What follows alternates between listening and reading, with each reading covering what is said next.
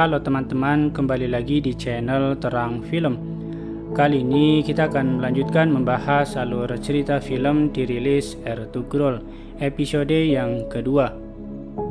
Tanpa berlama-lama, kita langsung saja masuk ke alur ceritanya.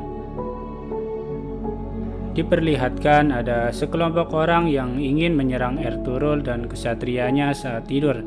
Beruntung Ertugrul tiba-tiba terbangun dan langsung menyerang balik sehingga membuat kesatrianya ikut terbangun.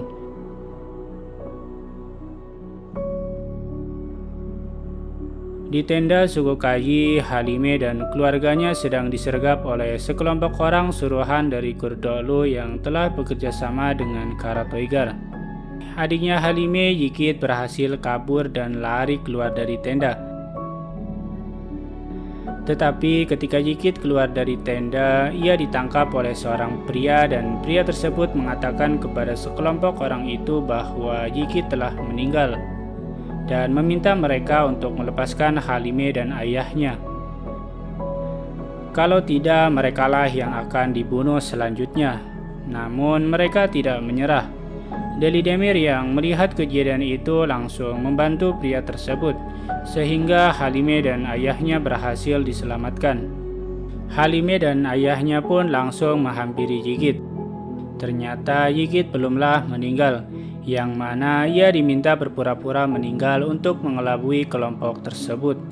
Delidemir bertanya kepada pria itu siapakah dirinya. Ternyata ia adalah Afsin Bey, yang mengaku sebagai saudagar yang ingin berjualan di perkemahan suku Kayi. Di sisi Ertugrul, ia pun berhasil mengalahkan penyerang tersebut. Namun, Turgut terkena panah yang menyebabkan lukanya yang cukup dalam. Bamsi tiba-tiba menemukan cincin tanda bahwa mereka adalah anak buah dari Karatoigar. Dan di istana Karatoigar, Titus sangat marah dengan Karatoigar karena Ertugrul berhasil meloloskan diri, dan ia berencana untuk melakukan aksi balas dendamnya seorang diri. Sedangkan di perkemahan suku Kayi, Sulaiman Shah sangat marah karena pasukan Karatoigar berhasil menyusup ke perkemahan dan menyerang tamunya. Setelah penyerangan malam itu, Afsin Bey mengunjungi Halime dan keluarganya. Halime sangat berterima kasih atas pertolongan Afsin Bey dan ia bertanya siapakah kamu sebenarnya. Afsin Bey tidak langsung menjawab pertanyaan tersebut. Ia malah menyerahkan sebuah kalung kepada Yigit, yang mana Halime dan ayahnya mengerti apa maksud dari kalung tersebut. Lalu Afsin Bey baru menjelaskan bahwa ia bekerja dengan adik dari Numan Bey, yaitu Malik Rohnetin. Malik Rohnetin ini telah meninggal dan kalung yang ia serahkan kepada Yigit ini adalah milik dari Melik. Melik ini merupakan pangeran dari Kesultanan Seljuk, yang mana berarti Numan Bey atau ayah dari Halime adalah saudara dari Sultan Alaeddin dan juga pangeran dari Kesultanan Seljuk. Di sisi Ertugrul, di mana Turgut sedang terluka parah, mereka tetap melanjutkan perjalanan menuju Aleppo. Dan ketika sedang beristirahat, Syekh Ibnu Arabi tiba-tiba datang dan beliau menanyakan apa yang terjadi kepada Ertugrul dan kesatrianya. Ertugrul pun mengatakan bahwa ia telah diserang, dan Ibnu Arabi pun langsung menolong Turgut yang sedang terluka. Di kastil, pimpinan pasukan Templar mengatakan bahwa dunia Islam sedang bersiaga untuk menyerang orang-orang Kristen, sehingga membuat Eropa tidak akan tinggal diam. Dan prajuritnya bertanya apa yang akan mereka lakukan sedangkan pasukan mereka sangatlah sedikit.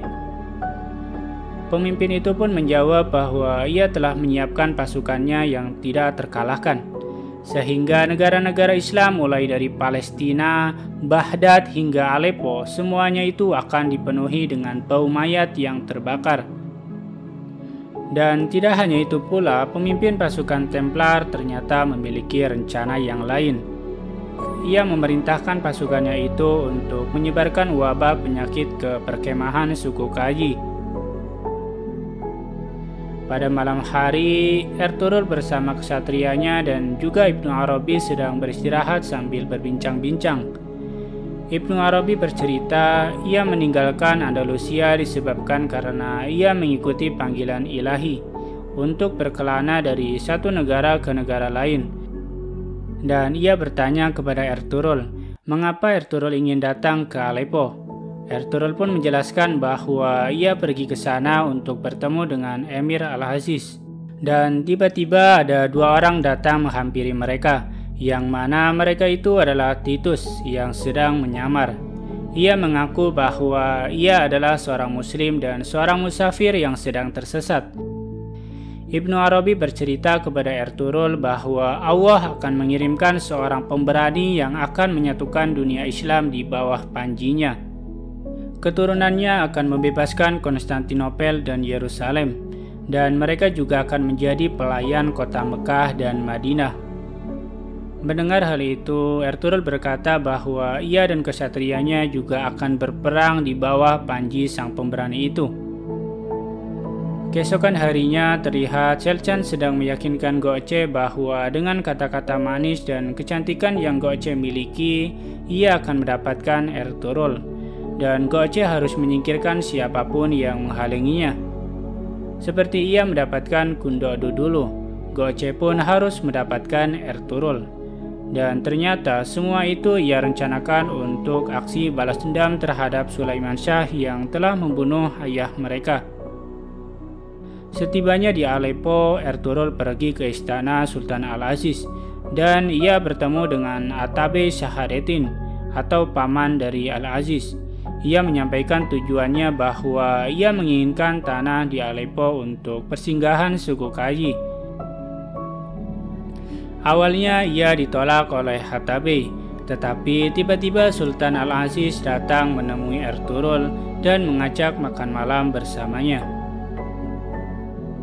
Ketika Ertugrul dan kesatrianya sedang membersihkan diri, Bamsid, Turgut, dan Dogan bahkan Ilyas kehilangan senjata mereka.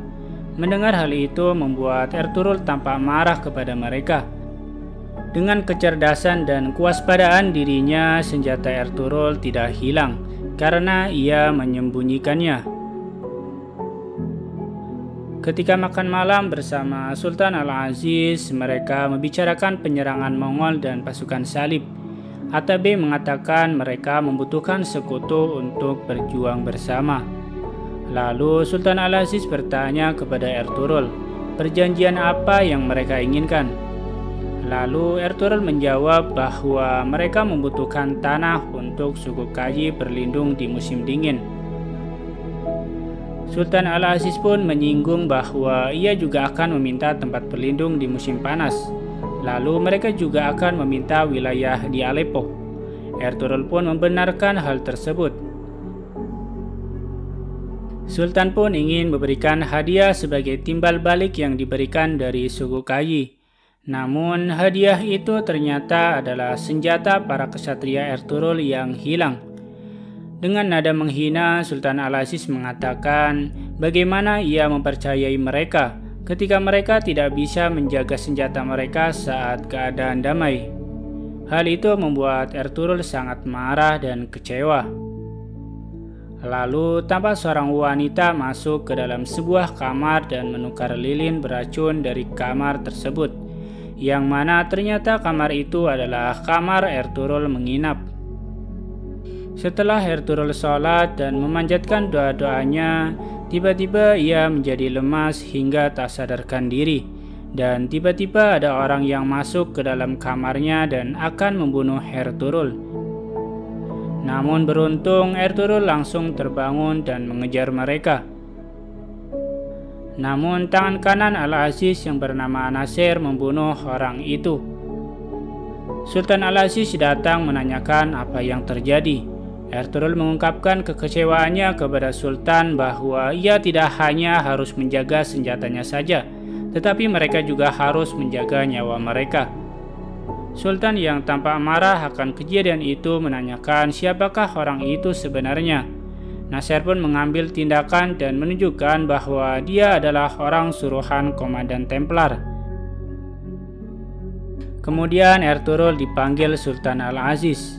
Ia mengatakan bahwa mereka akan memberikan tanah pada suku Kaji, tetapi tanah itu berada di perbatasan dengan mereka yang menyerang Ertugrul tadi malam. Ertugrul menjawab bahwa selama ia memiliki sekutu seperti Sultan Al-Aziz, mereka tidak akan ragu untuk menggunakan tubuh mereka sebagai perisai. Sedangkan di kastil pasukan Templar, Petruchio, pimpinan kastil Templar, sedang marah kepada keputusan Titus yang memberikan tanah suku Kaji di perbatasan yang dekat dengan mereka. Di sebuah penjara bawah tanah tampak seorang lelaki tua, dan Petruchio sedang menghampiri pria itu. Pria itu mengatakan bahwa yang dinantikan telah datang, dan bertanya pada Petruchio apa kunjungannya diakibatkan karena mimpi buruknya. Petruchio berkata bahwa ia sama sekali tidak percaya dengan kata-kata orang Andalusia. Yang ia maksud adalah Ibnu Arabi. Lalu Giovanni yang berganti nama sebagai Umar setelah masuk Islam, ia berkata kepada Petruchio bahwa semua yang dikatakan oleh Syekh Ibnu Arabi akan menjadi kenyataan. Di perkemahan, Gundodo sedang memimpin perjalanan karavan yang akan menjual permadani suku Kaji. Haimah Hatun berkata kepada Selcan bahwa Goce sudah tumbuh dewasa dan menjadi gadis yang cantik. Ia sudah waktunya untuk menikah. Selcan mengatakan bahwa ia juga sudah memikirkan hal tersebut dan bertanya pada Haimah Hatun dengan siapakah Goce akan menikah. Haimah Hatun menjawab jika Selcan tidak keberatan, ia akan menikahkan Ertugrul dengan Goce. Mendengar perkataan itu, Selcan tampak sangat senang karena semua sesuai dengan rencananya. Tanpa pikir panjang, ia pun menyetujui hal itu dan mengatakan bahwa ia tidak keberatan sama sekali. Di tengah perjalanan, rombongan karavan yang dipimpin oleh Gundodo tiba-tiba diserang oleh pasukan Karatoigar. Melihat jumlah pasukan yang cukup banyak membuat Gundodo kebingungan dan ia berusaha melindungi permadani suku Kaji yang diamanahkan kepadanya.